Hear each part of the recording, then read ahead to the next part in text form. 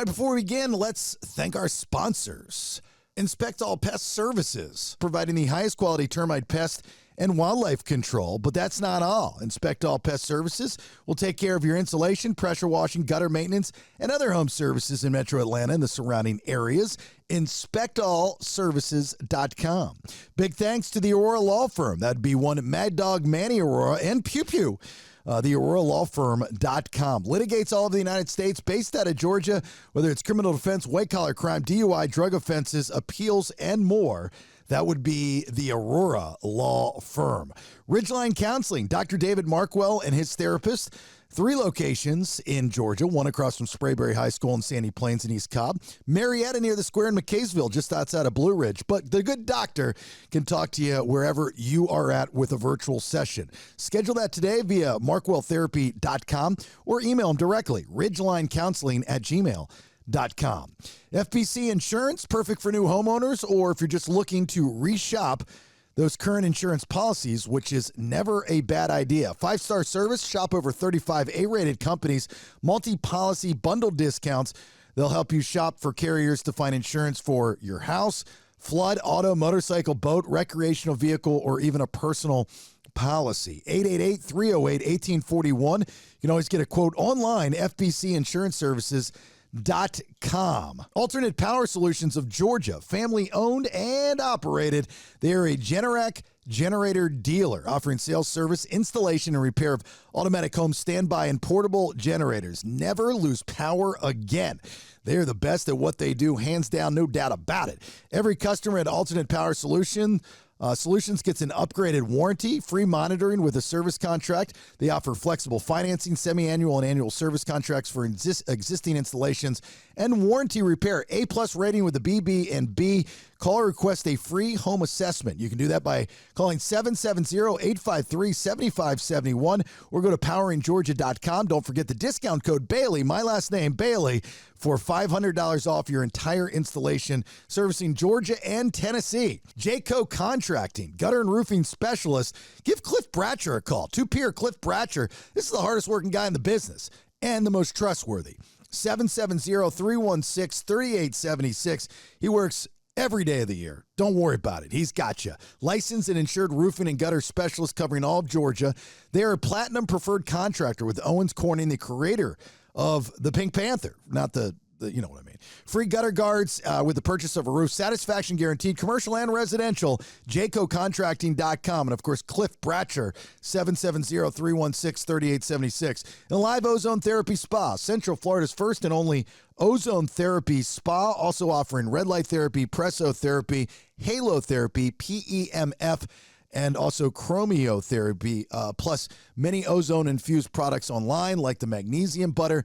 You can go to liveozoneTherapySpa.com to book your appointment or to purchase any of those products. And for all 2 peers, if you use the code BS10, you get a 10% discount at checkout. All right, if you want to be a sponsor of the show, please reach out to me via thebaileyshow.com. Let's have a conversation, see how the BS podcast can help your brand. All right, let's begin. What do we want to talk about? To be yourself in a world that is constantly trying to make you something else is the greatest accomplishment. Ralph Waldo Emerson. Welcome to the Bailey Show podcast. A guy show women love to listen to. Intellectually immature nonsense. That's BS. That's BS. That's BS. That's BS. Okay, then, let's do it. All right, there it is. The episode 318 of the BS. Thanks for being here. My name's Jason Bailey. Right there, that's the iron-fisted one, Chuck Lunsford. Hello, Chuck E. Cheese. What's up, man? I'm drinking coffee out of a Korean coffee cup, and the smartest people in the world did not put a handle on it. I don't understand that. That is odd. No handle. You need a handle. Right? It's like burning me. We stopped at this little, on our way to Alabama, we had stopped off at this little marketplace, this little country store, right? I forget where we were at. They had the neatest stuff in there. Ended up dropping like $150. Everywhere you go, you drop like hundreds. I need you to swing by my house. Just swing by. That's why I tell you, we can't go see our daughter anymore. It's just too expensive. It's too expensive. But as soon as I walk in, I'm going to try it. This might help out with your acid reflux. So one of the homemade remedies for acid reflux is vinegar. I forget what type of vinegar, and like you can mix it with like orange Gatorade to kind of give it a little bit of a taste, and it's supposed to subdue any hiccups or acid reflux, help, I think, even rebuild your esophagus. And because what happens with acid reflux, your esophagus, if you look at it as like a pipe, at the top of the pipe, it's got a flapper, and that flapper is not sitting down. So acid spit out, and that's how you get the acid reflux. That's the dumbed down version of it. So this is supposed to, and I've known about this forever. They actually had in a bottle they were selling for $24.99. It's already mixed up vinegar and herbs and all this other stuff. And it was dusty, and it was kind of sitting. For some reason, it caught my attention. And I'm like, I think this is, I found the remedy at this little offshoot place off the side of the road on my way to Alabama. So I bought a bottle of it, and I'm like, I'm going to try it. And if it works, I'm going to tell everybody about it. You know what I mean? Yeah. No, I'm serious. Yeah, you're like, it's covered in dust. It's gotta be good. Like nobody else wants it, and you're like, this is the one. This is it. It's like finding Jumanji in the basement, right? Like, what is this? So I was very excited. Anyway, to the coffee thing, they had a whole section of these really cool coffee mugs that had like skulls and stuff on it. Like these things were badass. Did you say skulls? Skulls, like they look like a chalice. Why are you saying skull? Skulls. You saying it's skulls? Skulls. What am I, like a skull? It's a skull. A skull. I don't know if you're joking. Are you trying to say it funny? No, I'm SKULL. A skull. Yeah. You're saying skull, like SKALLS. A skull. What am I not hearing that you're hearing? It's skull. Skull. That's what I'm saying. A skull. That was closer. What am I missing here? It sounded like you said skull. Is anybody else hearing what I'm not hearing, I guess? Sorry. Okay, so they had skulls, coffee cups. Now you're saying it funny. I'm not saying it like you. I'm not saying what you just said. I'm saying it correctly. A skull. Okay. Maybe it's the microphone. I don't know. It's funny. Anyway, I didn't get the when you're dead, your skin comes off bone mug because I don't drink coffee out of a mug.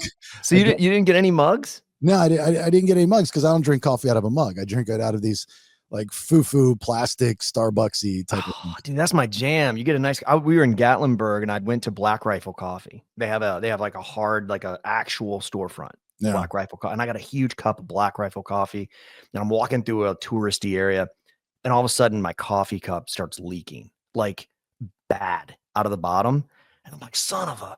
So I look over and I see a huge Gatlinburg, I love the mountains mug, and I just poured my coffee into it, and I'm just walking around the store drinking my coffee, and we would go to check out.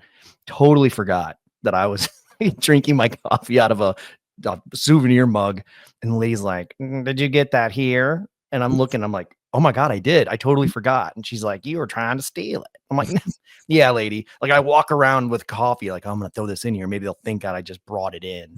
But, dude, those things, ever since then, the Gatlinburg, that is my favorite mug. It is huge, and you can get them all. They're pretty pricey though. Do you know what's trendy? So you know about Poppy Cola, right? No. Okay, Poppy Cola, it's good for your belly and your digestive system, right? It's got stuff that, so like my daughter introduced us to this Poppy Cola. She's got belly issues. So TikTok made this nighttime drink famous where you use Poppy Cola and cherry juice and magnesium and all this other stuff. And it's actually really good, and you sleep great, and because magnesium's great. It's a natural anti-inflammatory. That's why, like our ozone-infused magnesium butter is very popular because magnesium is such a great thing. Anyway, so I didn't know this other than I knew about the Poppy Cola, but they now sell merchandise, which people buy. They sell it at Target. Okay. I mean, the last time I remember a cola having merchandise was Coke, right? You remember the run in like the 80s? Yeah. Everybody's wearing Coke, and you'd have like the red and white kind of rugby shirts, and it'd have Coca-Cola in the front, and it was kind of trendy for a minute. So I'm seeing people buy this stuff. And I'm going, you're buying merchandise for a cola that helps you go to the bathroom. Like, that's odd to me. It's like cheer wine. Is it like a niche? No, it's a thing. Poppy Cola. Megan, your wife, she'll probably know about it. Like the kids will know about it. It's everywhere. It's Poppy Cola, Poppi. So anyway, I was like, we should get some of this stuff because Rachel's dad, we call him Poppy. Like the family calls him Poppy. I was like, that's funny. He's gonna have his own merchandise. It's Poppy. For some reason, I guess my phone was listening to me, but then it gives me all this information on Poppy Cola. Like I get a notification of Poppy Cola. Like it was weird. It actually started on Shark Tank. It was called like Magic Water or something. And it was pitched. And I think the woman on the show that has the relationship with HSN, I forget her name, but she's great. She ended up investing in it. They rebranded this drink and turned it into a multi-$100 million brand under Poppy Cola, but it started on Shark Tank. I had no idea. It was called like Magic Water. Like I was like, I'm selling Magic Water. It's the worst name ever. Right? Exactly. Does that not sound gimmicky or what? Like Magic Water. I like the Liquid Death. I still think has the greatest name for catching you. Because you drink liquid Death at a concert. To this day, people are like, "Oh, that dude's hard." You know what I mean? Like that dude's badass. Funny you say that. I got a notification on Liquid Death afterwards. Liquid Death was something so simplistic. A young guy took water and put it in a beer can. Yeah. End of story. With the Ed Hardy type logo. And called it Liquid Death and made it cool. That's all he did. Now he's worth hundreds of millions of dollars. Why can't I do something like that? That's all you have to do. I mean, how crazy is that? Always looking for that next business idea. And you're like, hey, Bob, let's put water in a beer can and sell them at concerts. For $12 a piece. Let's call it something really cool, like Liquid Death. Because which makes no sense. At all. Zero sense. Why is my water called Liquid Death? No one knows. Like, you're trying to be so hard. Liquid Death, man. What is it? Water. But yet you and I are sitting here talking about dumb shit. Like, what was the thing you were telling me before we started recording about the, I shouldn't say dumb shit because it came from your kid, but. Oh God. You're talking about the pets. My daughter thinks that she asked me why dogs that are born on the same day from the same mother aren't twins. Bro, I shouldn't say dumb shit. I apologize. That was rude. No, I felt dumb after she asked me because I argued that they're not twins. And then 20 minutes later, I'm like, maybe they're twins. I don't know. Yeah.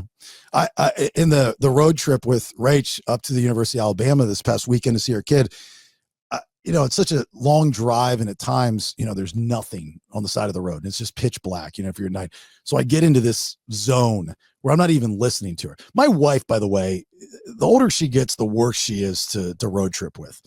She's got like my wife has got road trip Tourettes, where it's almost like every minute and 10 seconds, she spits out something that doesn't make any sense. We'll be driving. It'll be quiet in the car. The radio is low. I'm just focusing on the road. And my wife out of nowhere will be like, I wonder how many deer are out here. I'm sorry. Yeah, just thinking. Wonder how many deer are out here. I don't know, babe. Probably a lot. Probably deer season because I've seen a few of them, but I've not seen any boys.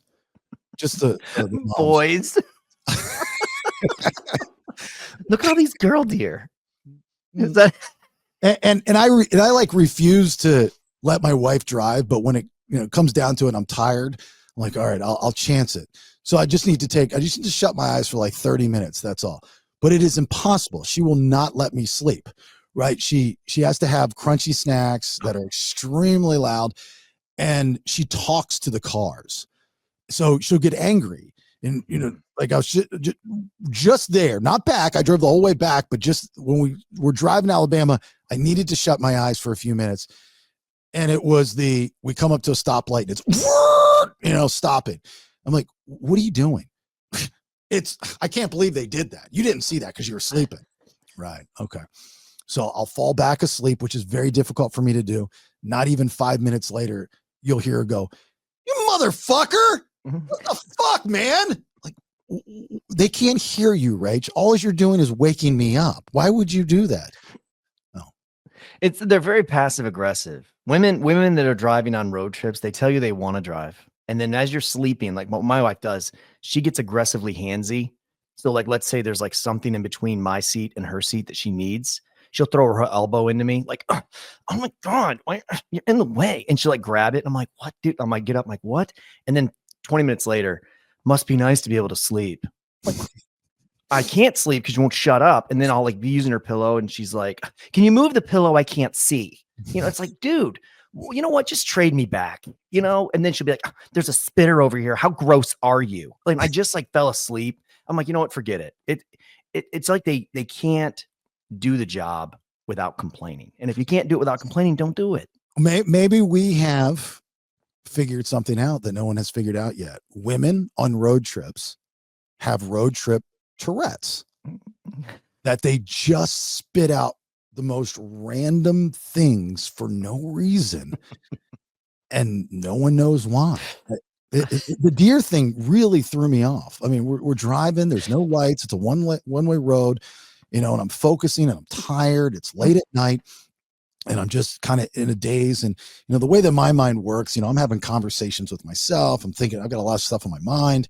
I'm thinking, and then sometimes I don't even hear her, which then, makes her angry. And just out of nowhere, it's like, what are many deer are out here? We're in the middle of the fucking woods. There's a lot. I mean, like, does she ask you questions that like any normal human being would know? Like my wife wakes me up when we're coming up to a toll booth every time. And she goes, toll. And she's hitting me. And I'm like, okay. I'm thinking like, what the hell's going on with the toll? And she's like, which lane? Do you think we don't have fast pass for North Carolina? I don't get in the freaking coin lane. Like, why are you asking me? Like, why are you waking me up? And then she's like, well, where are the coins? Where are the coins?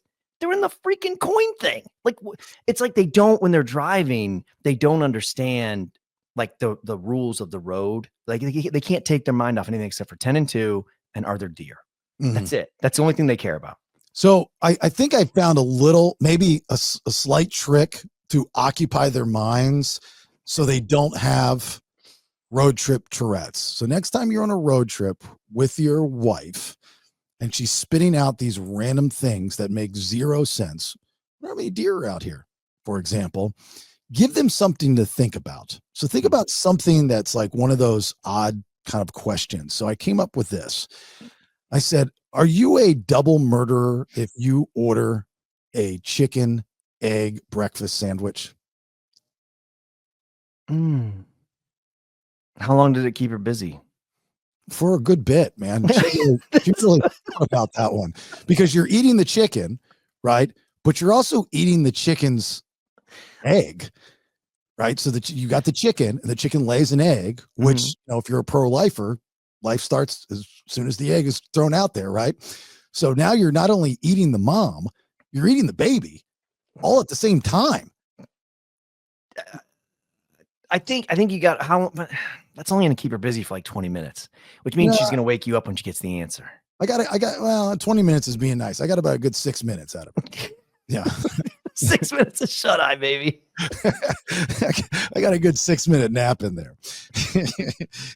So occupy their time so you don't get road trip Tourettes. And make sure you have all the coins laid out for the toll booths. Yeah, make sure you have all the coins. I get things in the mail all the time. It's like, you got to pay this. You went through this in this state. And I'm like, I don't know what you're talking about. Well, apparently that's a huge ripoff now. It's a scam with the text messages. Everyone's getting these text messages. I thought it was just me with the bomb threat. But apparently everybody's getting the text message like, you have an unpaid violation for a toll booth in whatever state, and you got to pay it right now or you're going to go to jail. Click this link. And if you click the link, that's when they take all your information. I got a bill in the mail and I don't know where it's at. So I'm just waiting to get pulled over. It's like, you have an unpaid this and this and that. And like, I've got Was it a ticket or was it a toll? It was a toll violation. You know, like you went through a bridge or I don't even know what it was. Well, it's probably in Alabama. Because do you have, what is the thing in Georgia? Sun Pass? No, in Florida, it's called Sun Pass. That's what I meant. Sun Pass in Florida, Peach Pass in Georgia, but they work together, correct? I do not know if they're reciprocating or not. What does Alabama have?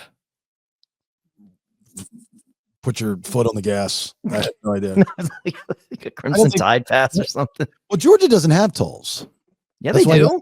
No, that's why you got to pay the ad valorem on your title. No, I get hit with them all the time on North 85. It's like, because you're trying to get from like, say, Jimmy Carter to Atlanta, and it's like $27 with your Peach Pass if it's in rush hour traffic. But if it's not rush hour traffic, it's like 6 cents. And so I get screwed all the time with that.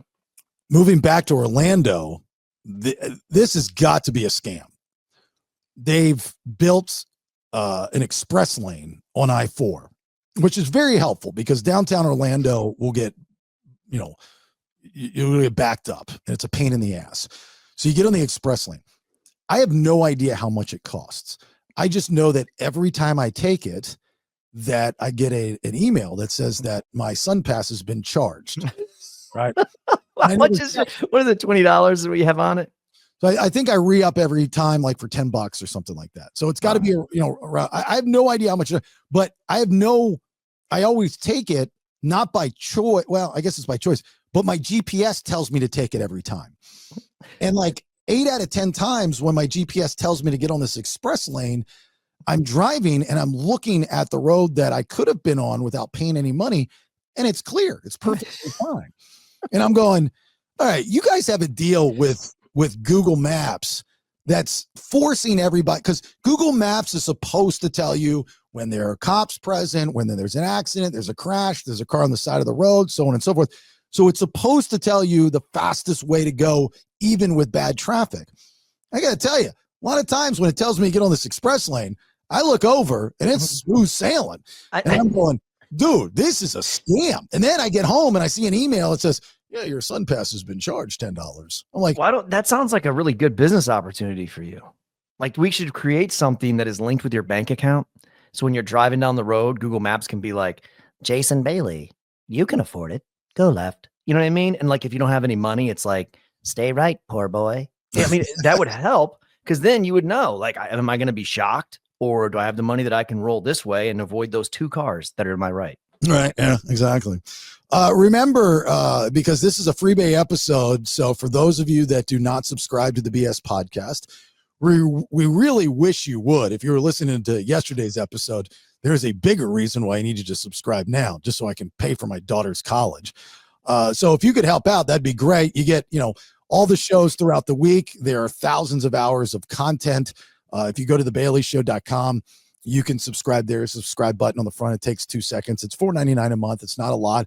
I mean, whether you think it's worth it or not, I mean, this is today's world, right? This is my business, and we produce 5 shows a week, including the Twitch live stream that we do on Tuesday nights at the Bailey Show Pod on Twitch. We're now streaming on our YouTube channel at the Bailey Show, as well as our Facebook page at Listen to the BS. So there's tons of hours of content just for subscribers. We like to do promotions as well, to thank you. We're doing one right now called Win Bailey's Booty. So $100 a month, excuse me, goes to you if you're a subscriber. So whatever email that you signed up with through Spotify, I have that email. And Thursday's episode this week, we'll find our first winner. We're calling it the BS Picky wheel. Picky wheel. That's right. It's this randomizer thing. And then your email will pop up. I blocked off most of your email, so you look at like the first 3 letters. If that's you, you want to check your email. That's you. You got 24 hours to get back in touch with me. So not only are we going to announce the winner on the podcast, but we will also post it on social media, and you will have an email in your box. I decided to do that so that's your $100. But you have 24 hours from when I send that email to get back to me to claim your prize. And each month, this is a rolling promotion for as long as it goes. If you win this month, you can win next month. I'm not picking the winner. The picky wheel's picking the winner. Now, what if they win but they don't claim their prize, does that $100 that went unclaimed roll to the next person that gets picked? Hell no. Come on, dude. That would be so good. Like a rolling, it just keeps rolling. And then eventually it's like $2,000. Right. If I had $2,000 to start giving it, I don't have that. Well, no, but you're giving out the $100 anyway. It's just rolling to the next person. No, it's $100 a month. I'm sorry. I like that. Really upset you brought up that idea because I did think of that. Sorry. It's a good idea though. Idea. Yeah. But $100 for listening to a podcast is not bad. All right. $100. No, and I'm working on a sponsor. I'm gonna get Skull and Grizzly, and I'm gonna pit them against each other to see if we can get a title sponsor for the show. And if they watch like 2 episodes, they're gonna be like, these guys are all in on our product. You know what I mean? So we just gotta figure out which one wants it more. And I think Grizzly would be the one that'd probably take it. I tell you what, if anybody can find us a sponsor, I'll pay for your subscription for an entire year. Find me some sponsors. That'd be great. I think the Hard Rock's coming back on, which is cool. So we're talking about doing, we're trying to do the logistics of the next podcast in poker. So for you poker players, get ready. We're probably going to be doing another one of those. You'll have to come down for the next one. I told you I am. It's just got to be at the right time because I got to go hunt pig that I can't eat. And then we're going on vacation for spring break in Destin, in Bailey's old stomping grounds near his old lavish pad by the beach. And then I'm free. It's like, give me like 3 weeks. Yeah, that's good. You're not good. You go to Alabama. Don't go to the B-dubs and don't go to the Country Inn, but you find yourself a good hotel that's got a soft bed. We have not yet found one. Yeah. And then what else is there to do on spring break other than Frank the Tank and give life advice to college kids? Let me tell you something, but I want to bring up this Steve Smith thing, but let me, another thing with this Alabama trip. While we were in the hotel room and watching television, I've never, not that I've been a lot of places, but I've been enough places to know this. Tuscaloosa, Alabama television has the oddest commercials that I've ever seen in my entire life of America. I've never seen these commercials before. They're real odd. And there are a lot of them. Like you're watching a program and boom, it's not the normal, watching a TV show and you've got so much television content until the commercials come up. It's like every 2 minutes. These commercials are popping up. I don't know if they've got a special television network or what, but they are just weird commercials. I'll give you an example. They have this life insurance commercial that they played over and over again. Now, a normal life insurance commercial is what? You have 2 older people, a couple, and they run into their neighbor at the mailbox, right? And they're like, hey, sorry to hear about Bill. Right. And they're like, oh, yeah, well, he lived a great life and stuff. And I hope Bill took care of you before he left. Oh, no, you see all these bills, Bill, funny enough, all these bills that are piling up in the mail. Oh, you should have went with Life and Death Insurance Company. And, that's it. So this person's screwed, but you don't have to be screwed like Ethel. That's the point of that life insurance commercial. That's the norm of a life insurance commercial. The one that was airing over and over again in Tuscaloosa, Alabama went like this. There's an older couple and they're sitting down at a table and they're like, our kids are grown up and they're doing really well. They don't need our money. So we didn't realize we can cash out. So we went with Life and Death Insurance Company and they cashed us out and we booked a cruise. Yeah. How much was yours? And he's all like, well, it was for $400,000, but they gave me $400. Can you believe that? I'm like, what? The idea was the anti-idea of a normal life insurance commercial where it's like you live long enough that, you have 2 choices, right? During your life. Do you blow through your money, which is a mentality? It's like, hey, it's my money. This is my life. What's the saying? You can't take it to the grave, right? Mm-hmm. So you blow through it. Or do you leave it for your kids and your grandkids? Now, I personally subscribe. Okay, I subscribe to leaving it. I want to make sure that my kids are taken care of however they want to spend it. I'm not going to take it to the grave. I'm going to leave with money in my account for them. That's sad, dude. And hopefully, I will go before my wife and she's got plenty of life to live and I'll leave it for my wife, so at least I leave some kind of legacy because I haven't done anything else on this earth that people will remember me for. So that will make me feel good on my deathbed or however I go, knowing that they're going to be taken care of financially to an extent. Right? This commercial is the anti of that message. We're in our 80s. Our kids, they're doing pretty well. Fuck them. They don't need our money. We're going to, for the first time in our lives, we're going to blow it. We're going on a cruise. We're gambling the shit out of our money. We're drinking all of our dollars. You know what? And when we get back, if there's any money left over, we'll take them to CC's Pizza. And we wonder why Alabama has the highest poverty rates in America. I was blown away by that commercial. There was a few other ones. I didn't write them down, but there were a few other odd commercials. Well, did you see did any like of the cool used car dealerships where they're like, come on down to Billy Bob's Auto Mart today? No, they didn't have any of those. I didn't see it. Those are my favorite. The life insurance one really stuck out because it's the anti of what we've always thought about life insurance is that, hey, it really sucks that Bill died and he left you with all those bills. And, if you would have talked to me, if you guys would have talked to me, you wouldn't be in this situation, Ethel. Now the rest of your days sucks because you're paying off the hospital bills for your husband and, you're not going to leave any money to your kids. And, that's why you got guy in tie pops on and he's like, hey, you can do this for as little as 9 cents a day. Da, da, da, da, da. That's always been the message. Now the message is bite my ass. Spend your money. If your kids are doing okay, there's no reason to leave them money. Spoiled brats.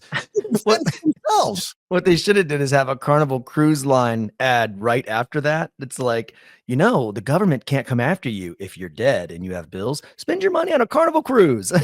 Right. Exactly. Yeah. Did you know you get a tax write-off if you come on Carnival Cruise and blow all of your money on our soft serve ice cream?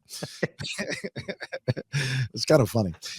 Are you up to speed on this Steve Smith drama that is unfolding on the internet?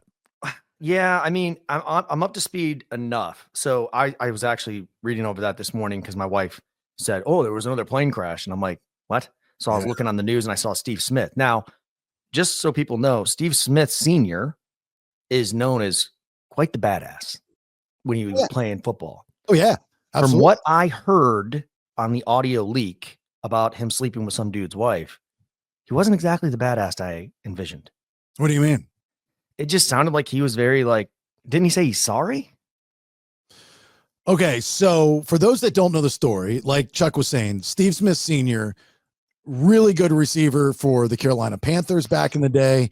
Then he went to the Baltimore Ravens and had a resurgence. He played well for the Ravens. Usually a receiver, you get older, you're kind of diminish in skill level. He did not. He was good. Now he's an NFL analyst. Now he's a little rough around the edges as an NFL analyst, which is good for TV.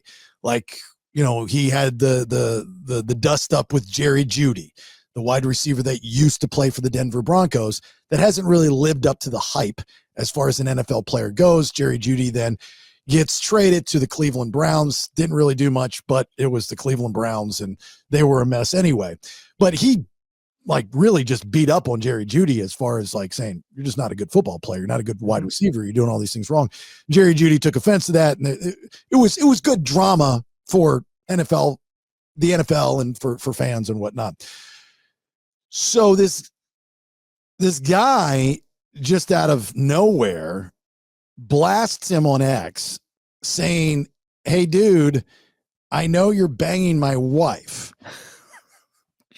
I mean, that's pretty much the whole thing in a nutshell. So there was all these posts that were February 22nd is when he unloaded. So think about this. This guy, Tony Martinez, he's accusing publicly Steve Smith of having an affair with his wife, Nicole Martinez, who used to be in the Marching Ravens, like a dance team, I guess, for the team. And so he's got all these text messages, and he even called him and confronted him and recorded it. And if you look through the text messages, it's like, take me deep down your throat like you kind of like. You wanted to suck me off. I did. I would have gagged on it, but I had to come home. You enjoy it. You like to feel it. I like feeling it deep in my pussy. Me too. Letting us, I mean, just like these are hardcore texts.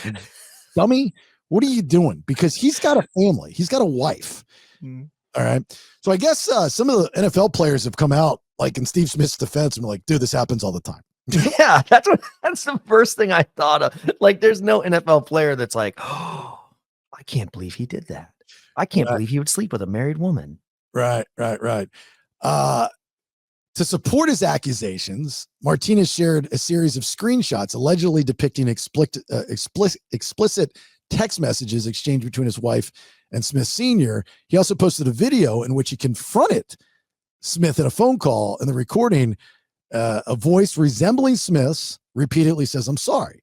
However, the authenticity of the phone call has not been independently verified, whether it's true or not. I mean, I wouldn't doubt if he said sorry. You know, it's like, I don't understand. Okay, I'm putting myself in the dude's shoes, right? Not Steve Smith, but the husband. And you should do the same with Rach.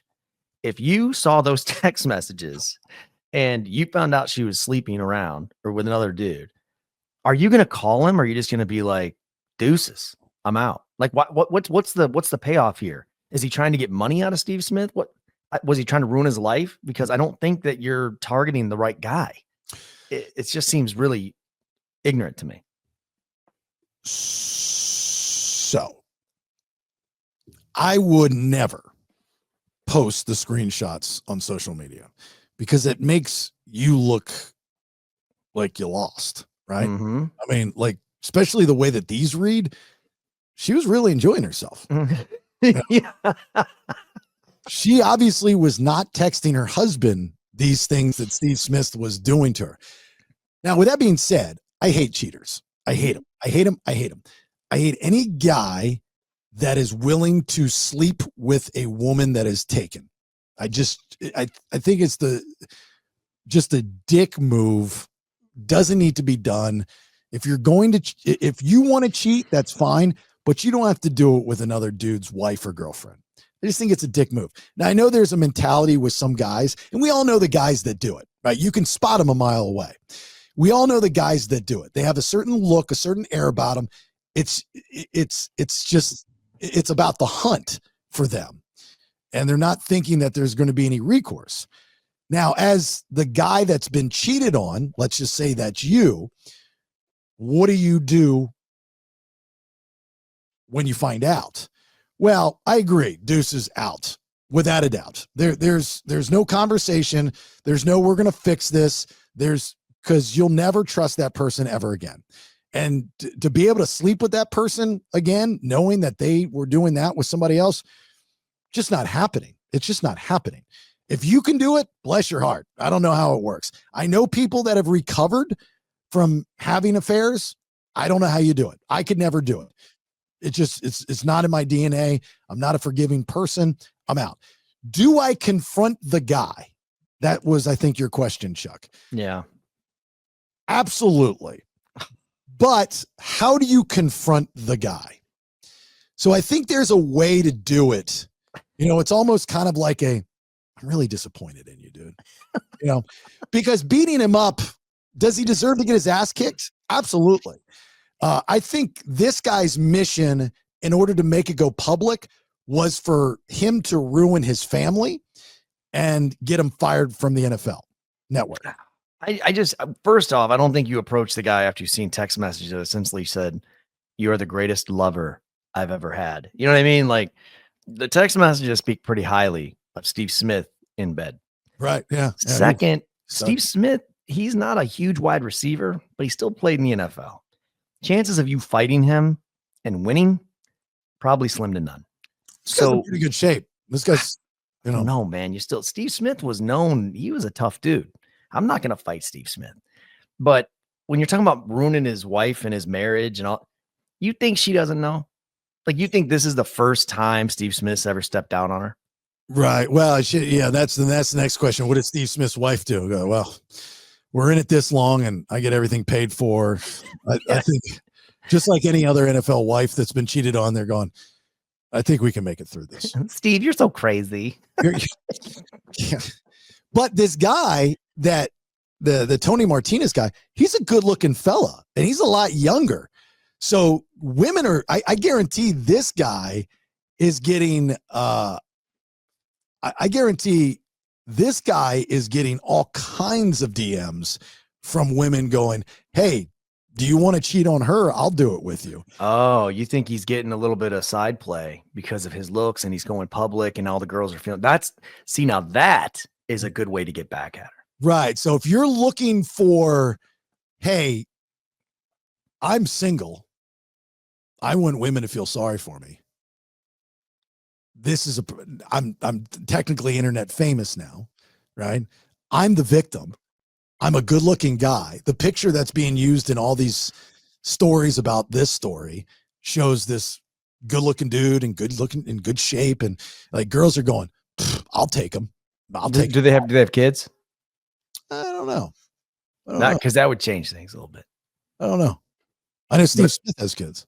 Yeah, but I mean, if this guy's single now, he has no kids, then yes, he did the right thing. Because that opens up a whole new world I didn't think about. And I got to tell you, the girl in question, not the stunner I thought she was going to be.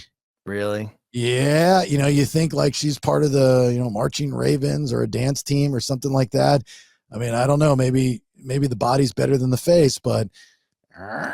See, I envision her to be pretty thick. Here we go. Details about their relationship with Tony Martinez have emerged. The couple reportedly met on Tinder in 2020, and their connection quickly blossomed into a loving relationship in 2021. They welcomed their first child together. Despite the current controversy, Nicole has not publicly addressed her husband's accusations. To be honest, if you meet somebody on Tinder, you probably shouldn't set the bar very high. That's today's bar, man. I mean, like literally like brick and mortar. I mean, that's where people meet. It is. There's plenty of relationships that have worked by meeting somebody on. I don't know the difference between them. Is Tinder like the porn site where you go and? That's the hookup one. That's like the Tinder for straights, grinders for the not straights. The not straights. Yeah. I don't know the appropriate way to say it. The crickets. Yeah, so you got the kids involved in this, which kind of sucks. I mean, it's kind of like Dave Grohl's situation and his new baby mama. She's been identified. I believe her name is Jennifer Young, as she's tagged in all these articles. She's a music enthusiast, which i.e. means groupie, right? Mm-hmm. But I can tell you something about Dave Grohl's wife, Jordan, that I do know. She was a music enthusiast as well. And so that's how they met. She, and because I know her, once was best friend, and I know the whole story of how they met and what was going on and all that stuff. So Grohl has a kid with this other woman, and he outs himself to the internet, and then he lays low, and then he pops up. He just popped up for that fire relief concert and stuff, and the Nirvana. And the SNL Nirvana stuff with Post Malone. Oh yeah, it was SNL. Now I will say, isn't that the number one rule? Like there's a number one rule for rock stars and number one rule for celebrities, right? So rock stars is never fall in love with a groupie. That's the number one rule. Right. Celebrities never fall in love with the hired help. Do you remember who did that? A lot of them. Arnold Schwarzenegger. That's the one. He had that kid that is fugly. And it's like, what are you doing, man? Like, so those two always come to mind. Now, Steve Smith, he's jumping into, I need a number one rule for football players. He might be the one that I go with. I just don't think it's that bad. So I can't beat him up too much. Football play, any professional athlete, you have women throwing themselves at you. Mm-hmm. So which ones do you stay away from? Like what's the one that if you're a professional athlete, NBA, NFL, whatever, what's the one that everyone goes, Bailey, don't do it. Not that one. Well, the rule for any public figure would be stay away from the rats. So you stay away from the marks. I mean, the ones that are banging you because you're a celebrity. Now, the opposite of that is you're a celebrity. You're using your celebrity to live this lifestyle. So if you do it properly, right, and you don't hurt anyone. That's why these athletes get sued all the time, because they're not deciphering which groupie to bang. They're sleeping with the girl that's banging them to get knocked up. I mean, there was a whole community. I forget what they were called. I remember learning about this years ago, and it was in Atlanta, actually. There's a whole community of women that would go out. They knew where the basketball players would be partying. Their goal was to get pregnant by a basketball player. Like, that's a thing. So they're going, okay, I'm making a life decision this evening. I'm going to look hot. I'm going to get laid. I'm going to get impregnated. I'm going to have money coming to me for the rest of my life. I will raise said child. This is my job. Well, like, it's a thing. So yeah, and I mean, you're right. The rats are everywhere. I think with the NFL, and the most famous one, the biggest NFL star, arguably quarterback, he did it. And it was the biggest mistake he ever made. He was dating, or he was trying to date, an analyst, like Brett Favre.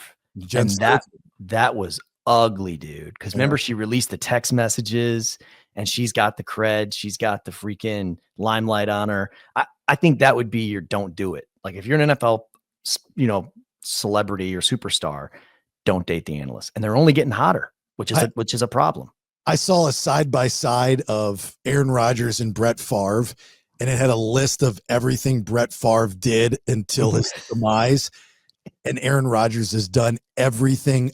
He's up to, he just checked off, failed as a Jets quarterback, right? Mm-hmm. The next thing he has to do is be traded to the Vikings. Mm-hmm. Then the next thing he has to do is send a dick pic to an NFL analyst. And then the last thing he has to do is steal money from the poor. So Aaron Andrews is over there like, I'm waiting on my text, Aaron. I'm waiting on my text. He's got like 3 more things to literally mirror Brett Favre's career, which is funny because Brett Favre was his mentor in Green Bay, even though Brett Favre was not the greatest of mentors. If you've watched the Aaron Rodgers documentary, which is really good, by the way. And Aaron Rodgers is, he likes his girls. He's not settled down. He has every right to do it, right? Which is kind of weird. He's kind of like the Kenny Chesney of the NFL. What do you mean? Well, Kenny Chesney, he's this huge celebrity, but he's still single. He was married to Renee Zellweger for like 6 minutes, so something's going on there. Aaron Rodgers, did he marry Danica Patrick, or was he just dating? No, he's just dating her. And then he was dating Olivia Munn? Correct. And then that was it. Yeah. Something's going on there, dude. There's something wrong. Maybe he's got like a micro penis or something. I had a friend that, quote unquote, hung out with Kenny Chesney. And? She's married to somebody else now. But yeah.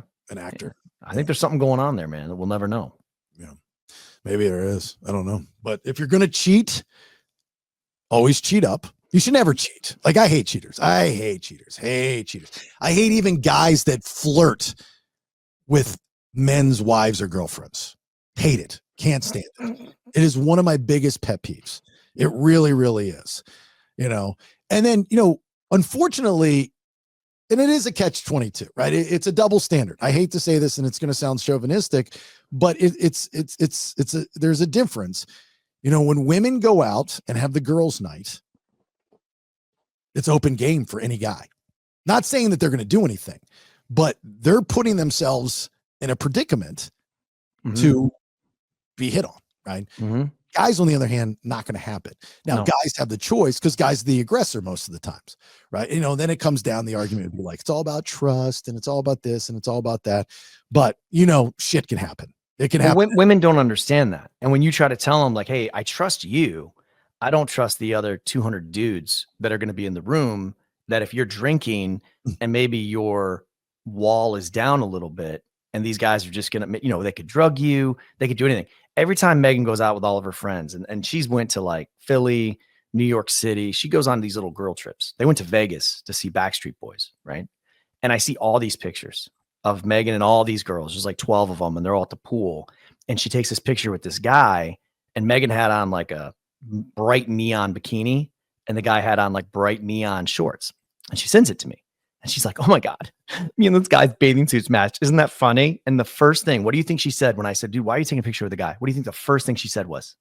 Oh, you're so jealous. No, he's gay. Oh, he's gay. Always a gay guy, right? Always. They always got to tell you, like, no, he's gay. He's Mm. gay. I'm like, dude, he's not gay. He told you he's gay because he wants to get in with the girls. Like he's just stupid. It's like high school nowadays. I'm gay. Now what? Women will never honestly tell you what happened. You know, Oh, I know. I guarantee you, he was buying drinks for all of them. He was like, "Hey, here's my room number. You guys should come up." And they're like, "Nah, you're good. You're good." And then to me, oh, he's gay. yeah, He's gay. they'll never tell you what honestly was said Mm-mm. for whatever. Well, they know, and this is how they'll. If you get in an argument about it, they'll say, "Well, this is why I didn't say anything because this is how you react." It's always how we'll react. I didn't want to tell you I was drugged because you get pissed off. There was a bachelorette party that Rach went on years and years ago. They went to Nashville. Cool. Have a good time. Went out there. So they get back and the person's bachelorette party that they went on posted pictures on Facebook. It's like, oh, cool. So I'm looking through these pictures and I noticed one of these pictures of Rachel talking to this guy and both of their phones are out. And I'm like, You're such a stalker, dude. why am I stalking? You're blowing him up. Like, wait a minute. No, it Phone's out? was plain as day. It was like right there. And I was like, this is odd. So obviously I'm going to ask her about this. So I wait till she gets home and I go on to Facebook and I say, can you explain this picture to me? And the picture's gone. And I'm like, oh no. Wait a minute. I was like, and she goes, so then it all kind of comes out and she's like, I had her take it down. Like, why would you have her take it down if it was not a thing? Because I know how you'd react. Well, okay, well, explain to me what was going on. I mean, there's really only a scenario that, no, I was showing him pictures of you or something like that. Like, Yeah, yeah. I like how when you're looking at these pictures on Facebook, you're like, no, it's plain as day. And they're like, well, show it to me. And then you zoom in on like the Coors Light mirror behind her and you zoom in and you can see like what's on the text and you're like, see, it's clear as day. It's clear as day. It's so silly. You know, the guys get the raw end of the deal all the time on those types of things. And we'll never know. You know, I hate the cheating. I hate the flirting. I hate all of that stuff. It's like, if you see a ring on somebody's finger, it's just hands off. You just don't even have a conversation. Would you be pissed if you saw a picture of her without her ring on? Oh my God. Yes, absolutely. I would lose my mind. Absolutely lose. That happens a lot. That's usually how people get busted. That's why you always got to have the ring on, man. And even if I take it off, you got a suntan line. It's not like girls are knocking us over in the, in the bar. Like, oh my God, what's your name? Jason Bailey. Oh God, you want to come back to my place? That doesn't happen ever. I can't even remember the last time I got hit. Well, I can't. I tell a story about in California at the street sign or whatever. But I mean, it doesn't happen. Like once you hit 40, you're donezo, right? No, I want to be hit on.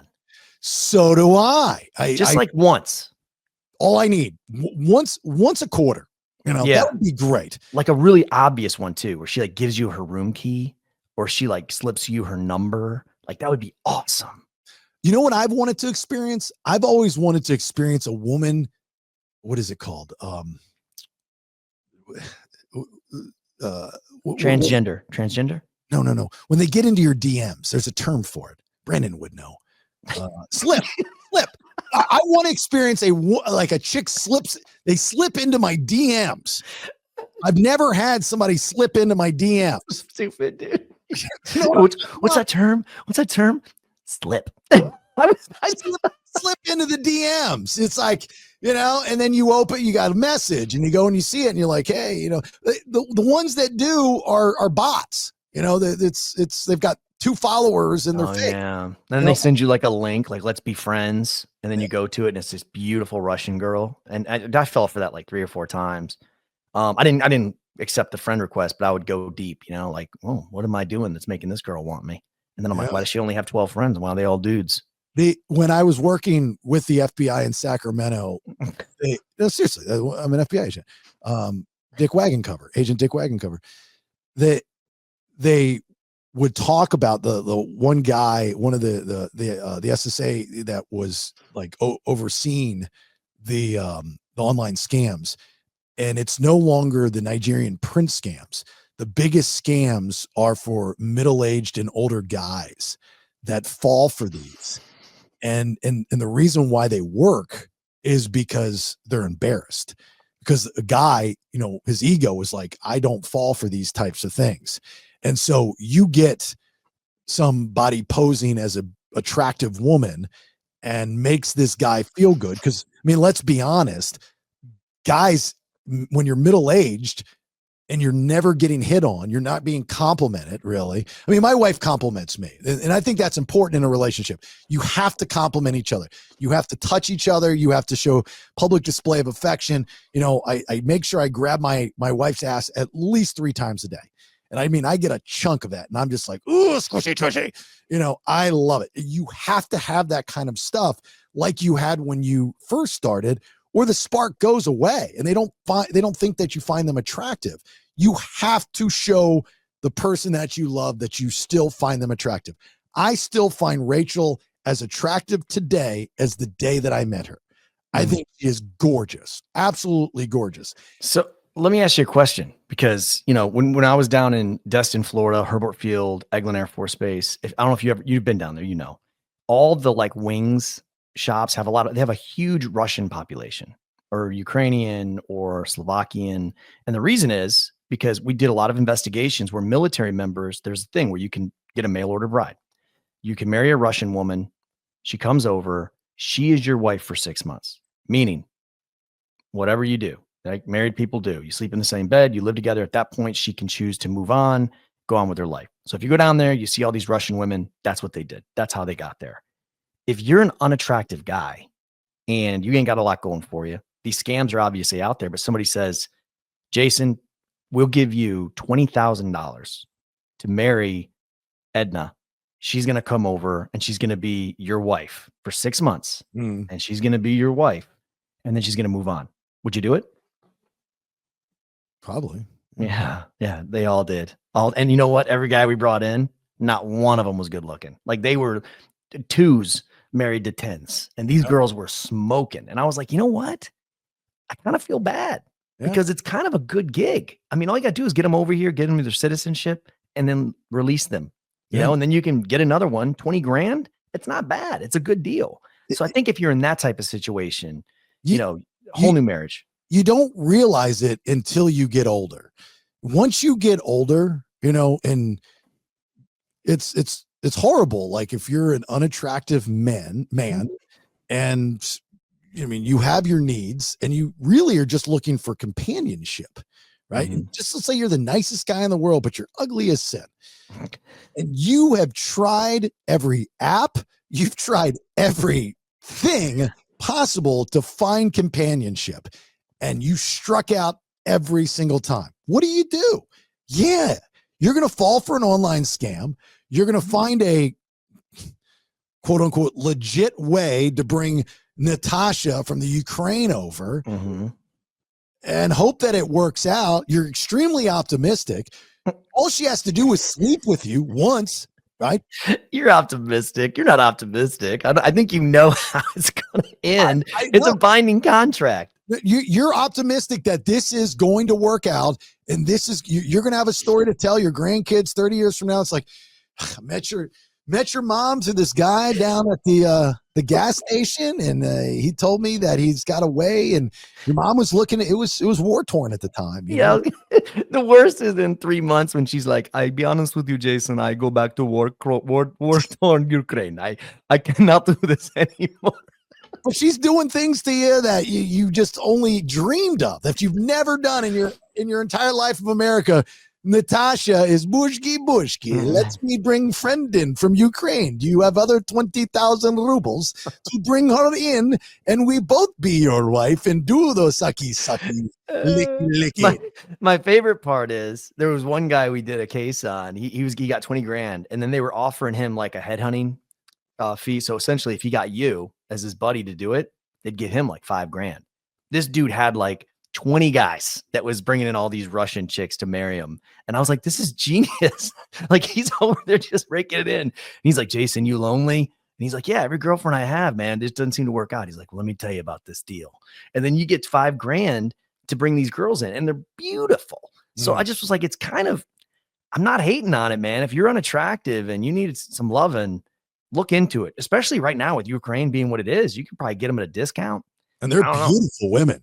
Beautiful. Russian, Ukrainian, oh my God. I spent time in Sweden and I've never felt uglier in my life. Like I was just walking around Sweden and I'm like, I'm the ugliest person in this country. Like officially the ugliest person. Like they're just gorgeous people. I don't get it. Yeah. The downfall is they're going to steal your stuff and possibly slit your throat. But other than that, very attractive. You should have a good couple nights before any of that happens. That's a plus.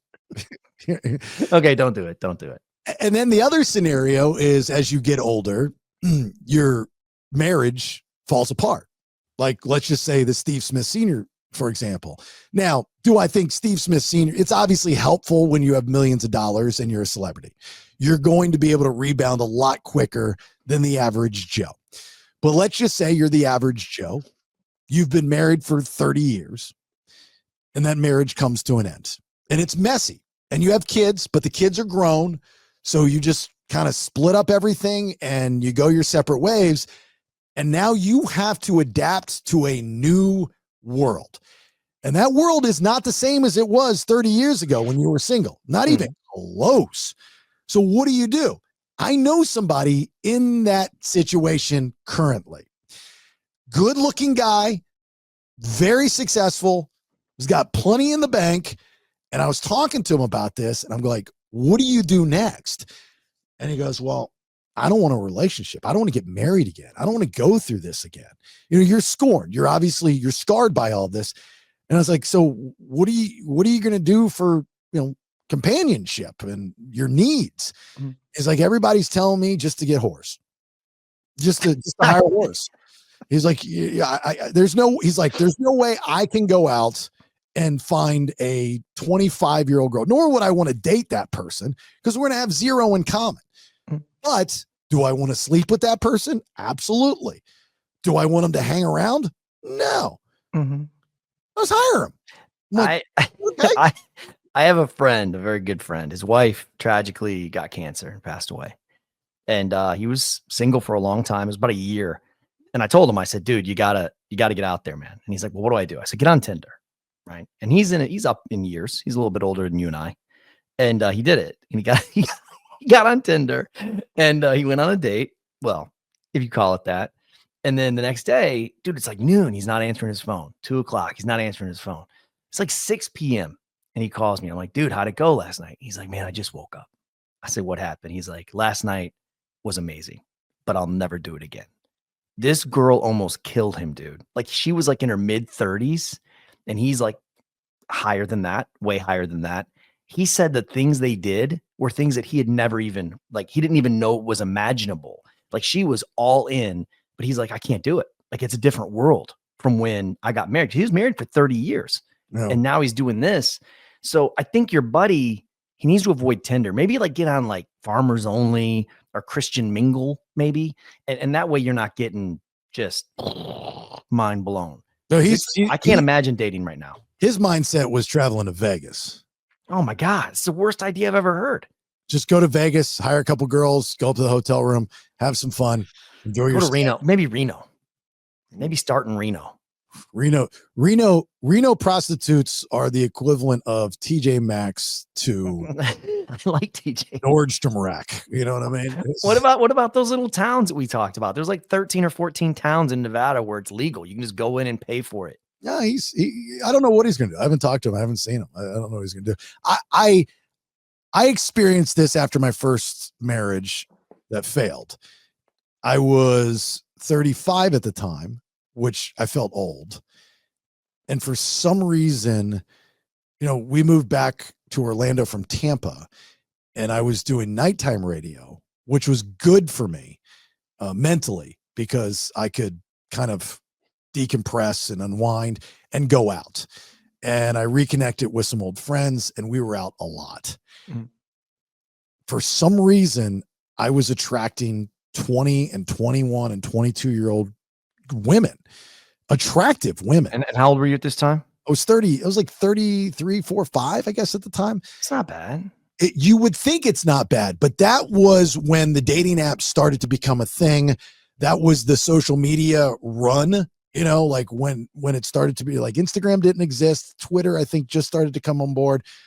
MySpace was out for the most part, but morphing into Facebook.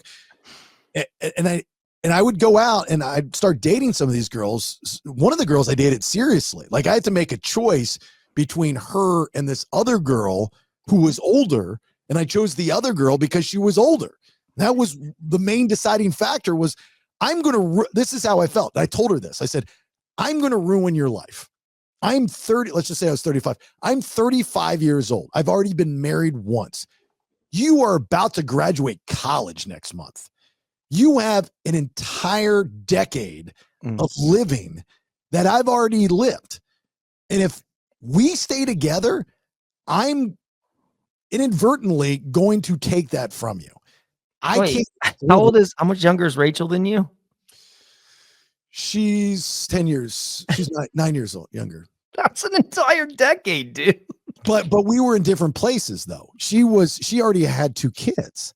And so when you have kids, your years like count as 2 years. Right. It's the scenario. I mean, Rachel was in the workforce. She'd been in the workforce her whole life. She'd already graduated college. She had 2 kids, 5 and 10 at the time, it was just a different world. I mean, she was more advanced in her life than I was 10 years older than her. You know what I mean? So it was a scenario. And I told the girl, I remember pulled up and we met in a parking lot and I said, gave her stuff. She gave me my stuff. And I go, look, I like you a lot. I said, I just can't do this to you. And that's the only reason. It has nothing to do with you as a person. You as a person is wonderful. And whoever you meet is going to have the girl of his dreams. I just don't want to take that from you. I thought that was a pretty cool move on my part. I mean, you essentially did that. It's not you, it's me.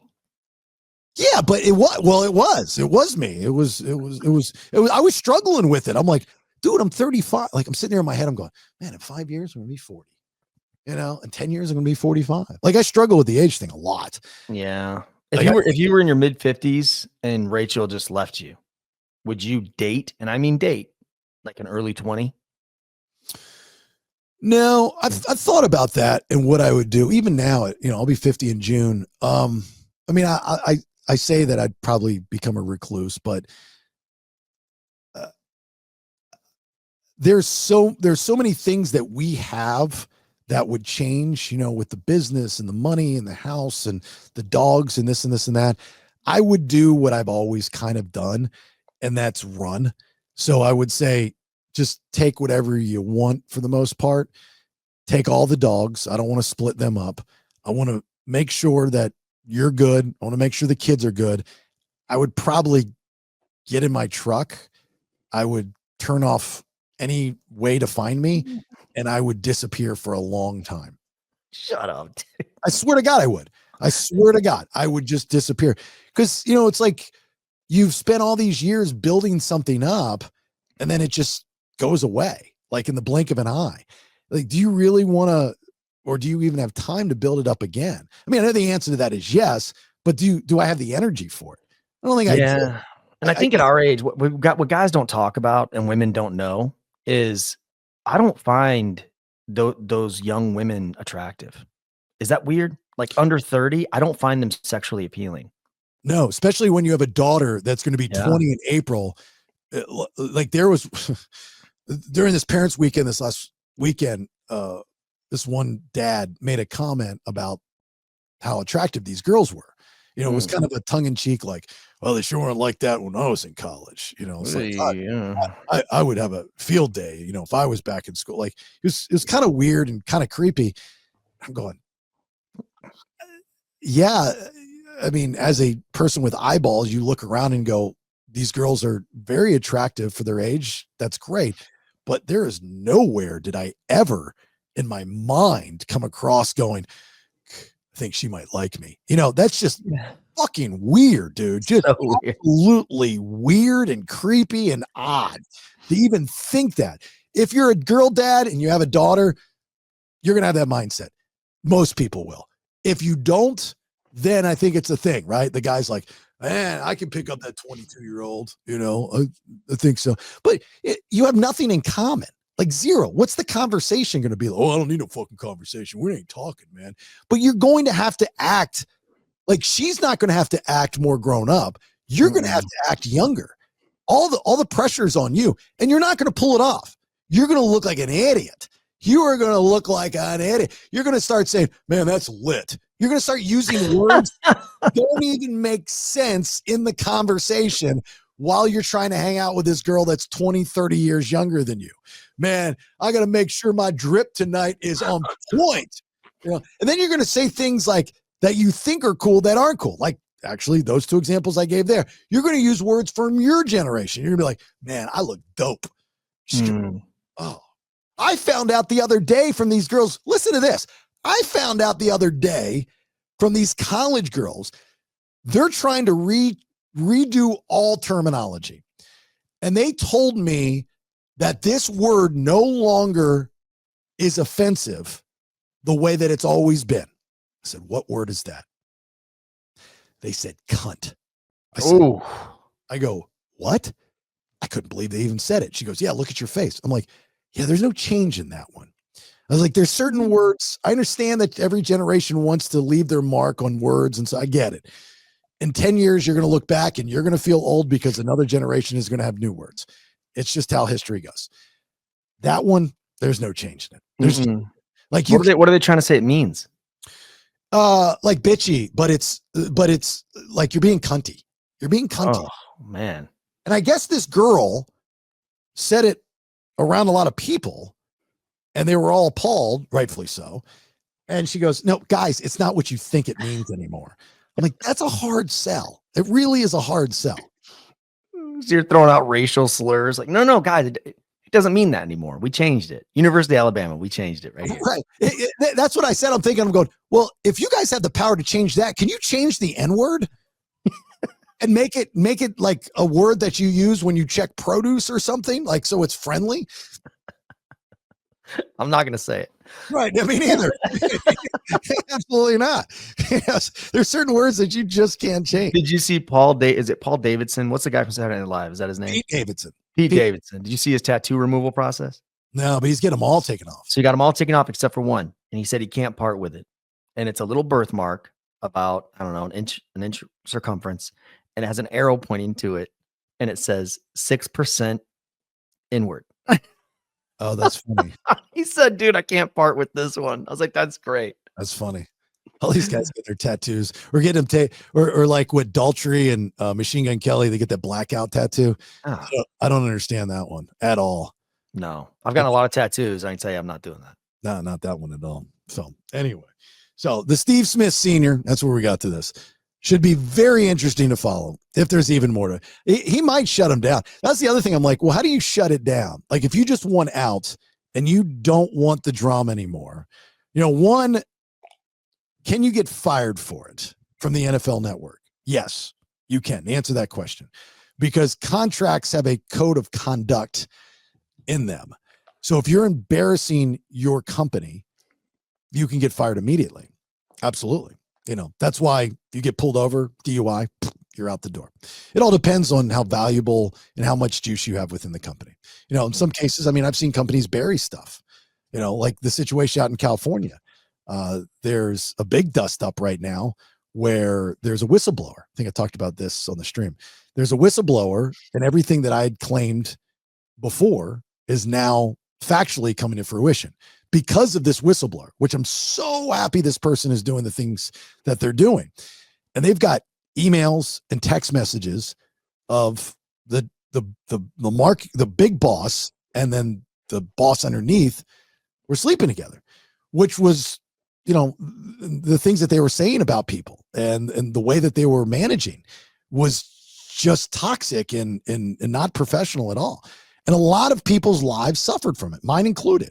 But there was a lot more than me, a lot of people, because of these two people. Now, that's frowned upon. So one of the people, quote unquote, resigns. So essentially lies to everybody that they led for years.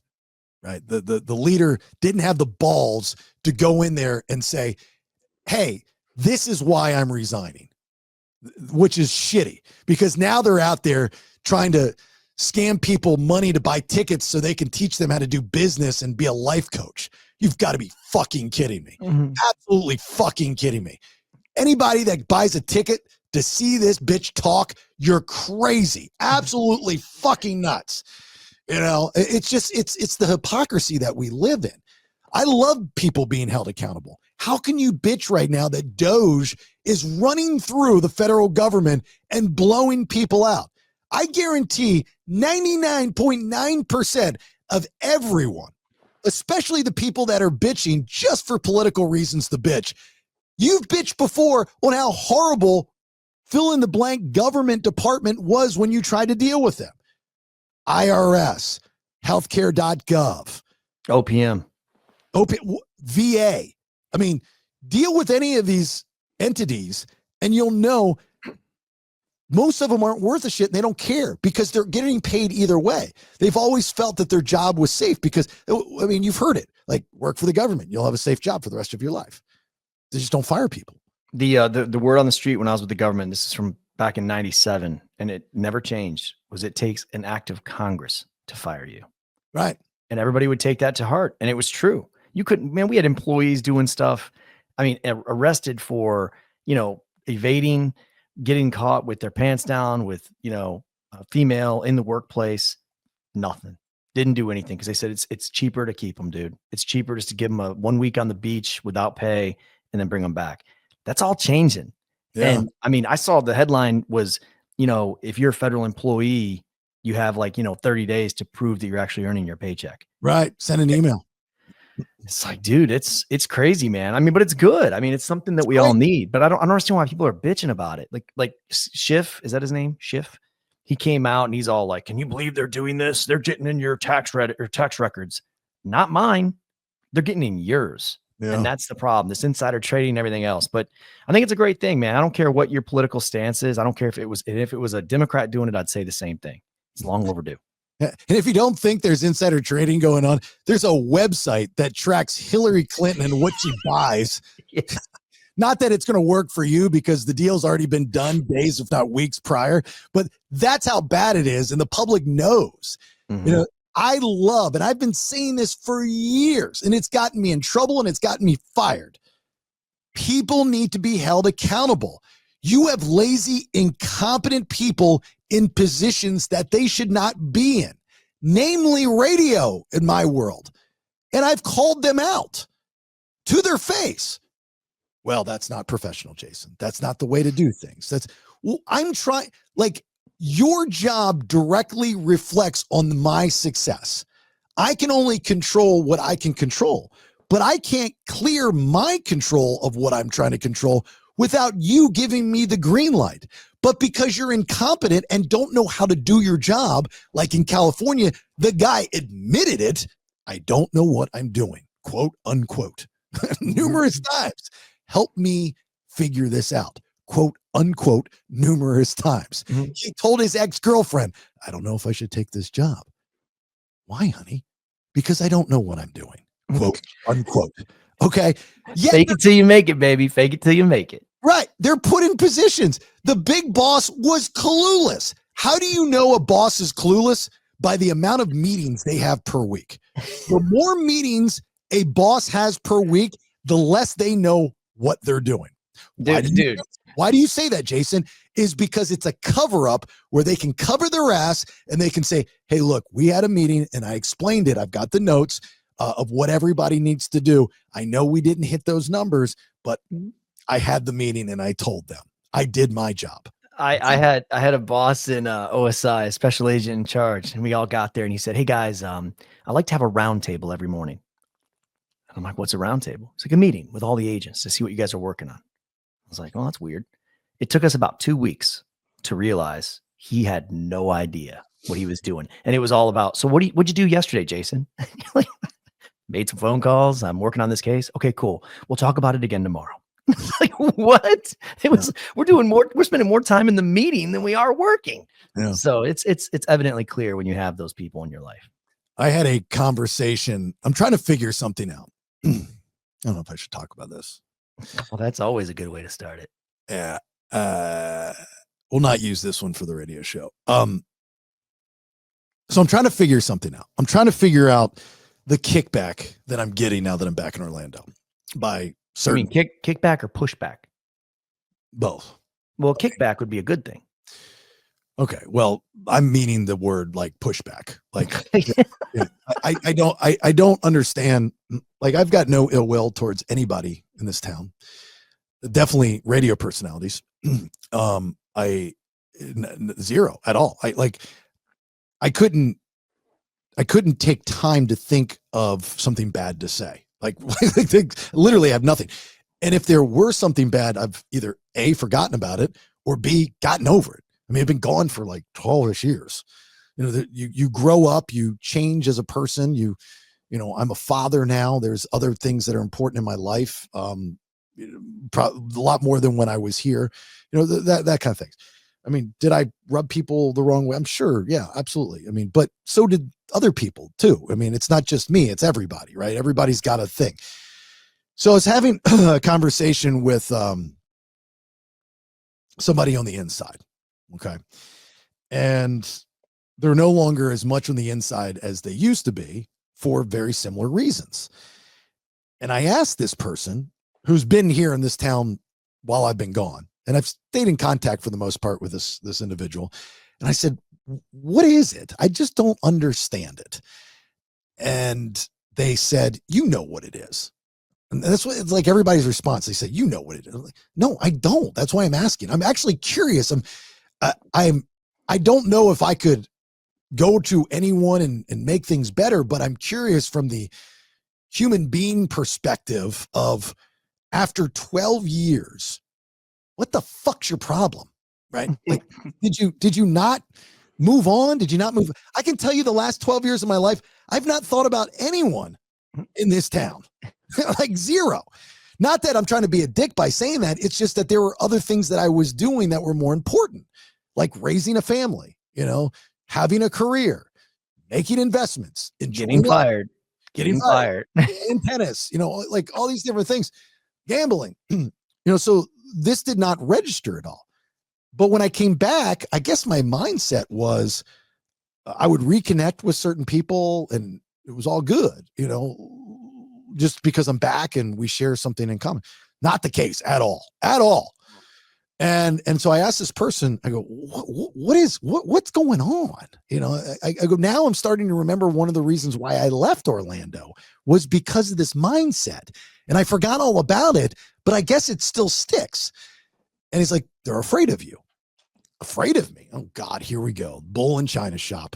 Like not physically afraid of you, but afraid that you're going to take their job. I go, I don't want anyone's job. Nor that's not my intention or purpose at all. Like not even close. I just want to be a fella. Just want to hang. Just want to try to enjoy the last days of my life. I just want friends. I just want friends, you know? And he's like, well, you know how it is. And I go, yeah, I do. I go, like in their defense, when I lived here, it's definitely an Orlando radio thing. I was insecure like that too. And I get it. But that was, again, another one of the reasons why I wanted to leave and experience radio in other markets is because I knew that there had to be a different world out there. And I needed to experience, whether good or bad. And it was good. You know, I mean, Georgia was great to me. Like you need to step outside your bubble. Orlando's a very complacent radio market where a lot of these personalities have been here their whole career. They don't know what it's like to go outside the market. They don't know what it's like to make different money. They don't know what it's like to deal with different clients, to deal with the industry on different levels, to deal with people in the industry on different levels. They just know what they're told and what's in their bubble. So when their bubble is shaken a little bit, I guess I would be the shaker, that they get angry, you know, and they find reasons, whether they're true or not, to kind of be a dick. And so I was like, it's hard for me. I know like the bit always is, you know, Jason's ego and this and this and this and that. And it's fun, but to be serious for a second, it's like, I find it hard to believe that that's true. Like I want to think better of them or anybody else. Like that's to say a lot about a person on both sides to think that that's true. Like they don't like you because they're afraid of you. Like that's for me to say that's extremely egotistical. That's why I can't believe it. But for somebody else, numerous people actually, to say that are inside that bubble makes me sad. It does. It makes me sad and very disappointed that after all these years and over a decade that has gone by, that that large amount of people have not grown, to become another just more adult, I guess. More. Why don't you slip into the DMs, baby? Send them a couple and be like, hey, what's up? It's Jason. Just wanted to check in and say, man, I hope you're doing well. Oh, we haven't really seen each other talk, blah, blah, blah. Did I not tell you what I did? No. Oh, I sent a long, and I never do this. I found out one person in particular had a huge problem with me after all these years. I had no idea why. Zero. And nobody would tell me. And I was upset about it because I like this person and I think the world of this person. Actually, if it weren't for this person, I would not have had the success in my career. But because of this person, I did. And I've always told the story of how this person helped me. Always given them credit. Never once said a bad word about this person. Always put them on a pedestal. So I was extremely hurt and extremely disappointed. So when I found out about it, I didn't have to. Neither here nor there. It doesn't matter, right? I sat down and wrote this long email. Mm-hmm.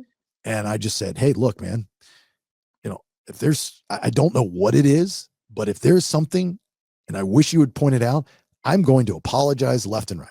I'm sorry because this is how I think of you. Obviously you don't think that way of me, but I was very apologetic for whatever it was I was supposed to be apologetic for. And I didn't even know. And I wasn't being a smart ass and I wasn't being passive aggressive. I was just being straight up. But I did also end the email with like, look, this is an olive branch. This is one dude reaching out to another dude, finding something out that wants to squash whatever it is. Just put it behind me or us. If you're interested, but if not, fuck it, live with it. I can't do anything else other than send this email. That's all I can do. What'd they say back? Nothing. Oh, not even a fucking response. What is the Tiger King? I called you 3 times. Not a fuck you. Yeah, it was like it to me that really showed the character of this person. Like, how do you not at least respond and be like, not interested? Maybe it went to spam. No, I know they got it. Or unsubscribe. Or, go fuck yourself, Bailey, like something. But there was nothing. Like, I know if I were that person in that situation holding that kind of anger or angst or whatever it is, I would respond with, hey, look, man, I can appreciate you sending me this email. That was really big of you to do it. I'm not interested in having a relationship with you. Don't take offense to that. It's just I'm in a different place in my life. But I did want you to know I got the email. I'm acknowledging the email. Good luck with whatever it is that you're doing. That's all you got to say. And that's the way you handled it. That's how a big boy would handle it. Yeah. Not responding's brutal. That's like mean. I'm the victim. I'm being bullied. That's hurtful, man. Bullied. That's hurtful. You guys think that I'm always the bully. I'm not the bully. I'm being bullied. It's me. I'm the victim. I'm the Law and Order SVU victim. You're gonna start having charity events for anti-bullying. Like, I sent an email and nobody responded. I don't want the heat. I don't even know why there is heat, but look, again, going back to what I said before, those were not my words. Those were other people's words, not my words. And I find it very hard to believe, I'm just letting you know, so I don't sound like that guy, I don't want to be that guy. I don't want to be that guy. I feel sorry for you now. I'm going to send you a nice email later. But, my life is the important things in my life have changed, since I lived here before. My family's my life. My kids are my life. My businesses are my life. I still love radio. If I get back to radio will then once again, outside of this thing we're doing on Saturdays, but if I get back to radio full time, that will also be my life. So things you didn't say Brandon and Chuck. Well, because you cut me off. Oh. Brandon and Chuck. Namely Chuck, my life. Thank you. Yeah. I mean, that's my life. Those are my life. Now it means something. Right. I mean, well, I would have led with that, but I wanted to build up. I want Save the best for last, baby. I want you to start second guessing. Like, Brandon's my life, even though he's not here because he hasn't paid his electric bill. he hasn't paid his Spectrum bill. He's bitching. He's like, fucking Indian bitch on the other line. Can't get damn thing done. Can't even understand damn thing. I get that Wi-Fi Spectrum. Boop up. So I got it real quick. I got to tell you, because Brandon's not here and I wanted to bust his balls about it. And I've been wanting to for the last couple of recordings. So when we did the pie in the face thing, right? He had 100, I think 81 pies is what we finally got that were legal. So he had 81 pies of whipped cream on him. Well, he wanted to drive home that night. And his thing was, hey man, I want to get home tonight. I want to sleep in my own bed. I want to hang out. And I'm going to put this podcast together and video and I'm going to share it. I said, okay, man. So he's sitting there and we're talking. Have you ever had that much whipped cream on your body? It's sticky and gross. Dude, it smells too when it gets hot. He goes in this Greek restaurant and I said, hey man, just use paper towel and wipe it off. And I'm giving him like rags and napkins and paper towels. So he comes out and his hair's really long now and he's just soaking wet. And it's like 35 degrees outside. And he's like, man, I'm freezing. I got whipped cream going down my butt crack, blah, blah, blah. And I was like, all right. And he's like, I'm getting out of here. So he leaves. Dude, I go in the bathroom of the Greek restaurant like 10 seconds after he was in there. What do you think I found? It's clothes. It was a mess. There was water all over the floor. Hey, babe. Like a dog went in there and just shook, like soaking wet and just shook. There's water all over the mirror. And I'm like paper towels everywhere with whipped cream on them. And so who has to clean the bathroom? You. This guy, because freaking dirty Brandon went in there and used it to sanitize himself. And I'm like feeling bad because I'm like, dude, this business is letting us do this here. And then there's 100 things of whipped cream out there in the parking lot. Who do you think cleaned all that up? You. Yeah. Brandon just said deuces, drove home, stickier than he's ever been.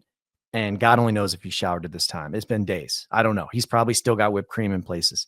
But I'm like, why? I wanted to ask him, like, why? And he never comes on. It's Brandon. It's you got to give and take. It's Brandon. All right. Because of Freebay episode, remember, Win Bailey's Booty. Tomorrow, Thursday's released episode, we're going to find a winner. If you are a subscriber to the BS podcast, $100 every month, but you have to be a subscriber. How do you do that? Well, you can go to thebaileyshow.com. Subscribe is right there on the homepage. You click that button, you fill out a couple things, and you're all signed up. It's $4.99 a month. Remember, subscribing to Spotify, not the same thing as subscribing to the podcast. What do you get? Well, you get all the unlocked episodes. There are thousands and thousands of hours of content. There are hundreds, if not, I guess, almost 1,000 episodes up there that you can listen to on Spotify for the BS podcast.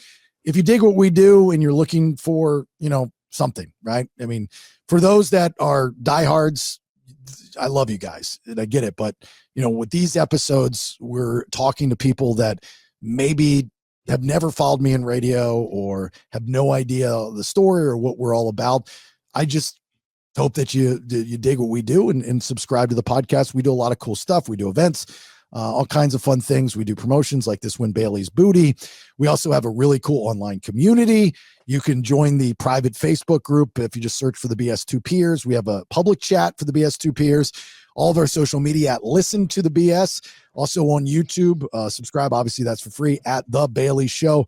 Thousands and thousands of hours of content. So again, acquired taste. If you like it, we hope that you jump on board. If you are a business and you'd like to come on and sponsor the show, we would love to have you. We've got a lot of opportunities. You hear all of our sponsors at the beginning of the show. Those are 2-peer BS sponsors. We have the live Twitch stream on Tuesday nights. That is not sponsored as of right now. And then, we have the radio show on Saturdays on JRR and Planet Radio Saturday mornings. And then, of course, the BS podcast. We can do promotions with you. We can do all kinds of stuff. If you just want to know about it, you want to have a conversation and what it can do and pricing and all that stuff, just reach out to me, slip into my DMs, or you can email me. If you go to thebaileyshow.com, all the information is up there. All right. With that being said, Chuck, do you have anything before we get out? Hey, skulls, and skull. It's all good, baby. Skull and crossbones, man. Skull and crossbones. Skull and Crossbones. All right, look, have yourself a great, safe, fresh day. We appreciate everybody listening to this episode. You the man, you the man, you the man, you the man, you the man. We'll talk soon. Hey, bye. Thanks for listening. Till next time, check out thebaileyshow.com. Make sure you like, share, follow on all socials. I leave you with these parting words. Never got a pink slip either. You know what I would get? A guy would come around to my desk and say, "Get the fuck out of here!" What do we want to talk about? Subscribe at thebaileyshow.com. Yeah, baby.